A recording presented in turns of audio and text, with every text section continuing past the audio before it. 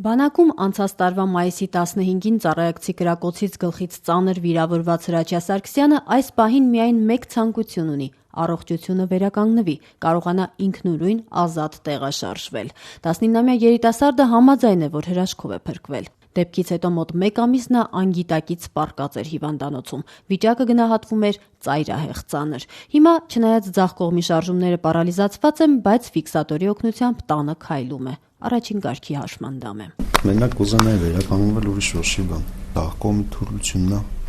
չեմ կարող տիրապետել, մատներս չեմ կարող իմ կամքով բացել։ Շատ ուրախ կլինեի, որ մի օր հելնեի, տենա ես եմ բացում։ Չգիտեմ, մի տեսակ ոնց որ բանտարկված լինես, որ չես կարող քո ուզած անես, քո ուզած վախտին դուրս գաս, կամ քո ձեռքով չկարողանաս մի բան անես։ Փոշմանել ես, որ բանակ ես գնացել։ Չէ, ուղղակի չի ուզում, որ այս դեպքը լիներ։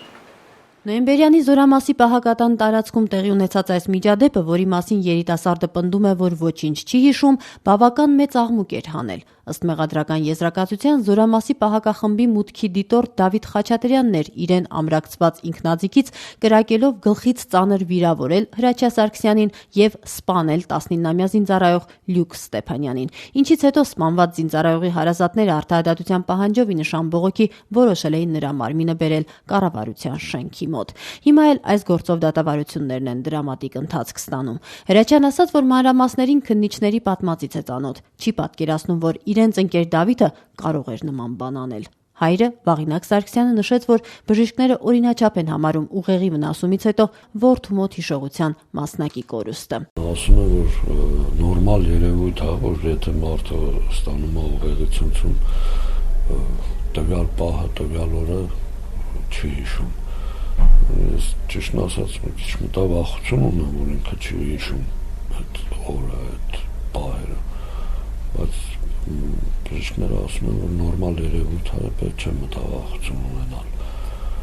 Կալանավորված Դավիթ Խաչատրյանը մեղադրվում է շատերի կյանքի համար վտանգավոր եղանակով սպանության եւ դիտավորության առողջությանը ծանր վնաս հասցնելու մեջ։ Նրան սպառնում է 15 տարուց մինչեւ ցմահ ազատազրկում։ Մեղադրական եզրակացության համաձայն նա Լյուկ Ստեփանյանի հայհոյանքներին ու վիրավորական արտահայտություններին ի պատասխան է կրակել նրա ուղղությամբ ու գնդակը կպել է նաեւ Հրաչյային։ Վիրավորվածի ծնողը ձեռնպահ մնաց այս առիթով որևէ մեկնաբանությունից, ընդգծելով միայն, որ մեղադրյալին ամենախիստ պատիժն է սպառնում։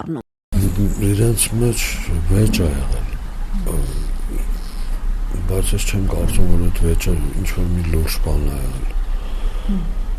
թե հիմա ինչի այդպես ստացվավ, ով էր այդտեղ մեղավոր, այսօր կոնկրետ ինձ համար այդքան էլ որոշիչ չէ, որ այդտեղ 3 ճակատագիր է խեղվել վերջապես, ինչ մեղավորների մասին է խոսքը։ Հիմա Լուքսը նրան հայհոյեց, նա Լուքսին հայհոյեց, թե ինչ է, փաստորեն 3 ճակատագիրն էլ խեղվեց։ Ձեր որդին չի մասնակցել, հա, այդ վիճաբանությանը։ Չէ, բոլոր ցուցմունքներով իմ որդին բացարձակ չի մասնակցել։